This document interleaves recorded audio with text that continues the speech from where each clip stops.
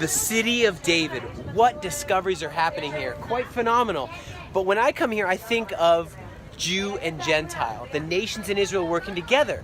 Who built this retaining wall for David's palace, which was up there? And of course, way up there was the Temple Mount. Who built it? Well, it was King Hiram, friend of King David. You know, think back to this Jew and Gentile continuum. Back since Moses was working with his father-in-law, the Midianite. It's always been the plan of God for restoration. Now, in Jeremiah chapter 30, verse 18, the inhabitants of Jerusalem once built their homes on this hillside, you know.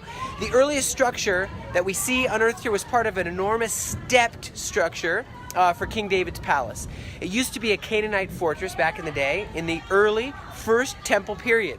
You can imagine the homes that they discovered down here, I don't know if you can see that, were actually from the first century, time of Yeshua. Of course, the Babylonians showed up here in 586 BCE, destroying this whole place. And of course, in the early Second Temple period, the return to Zion, the Aliyah, happened after, you know, you remember the cupbearer of the Persian Empire. And you remember Ezra and Nehemiah coming back and saying, we will rebuild Jerusalem.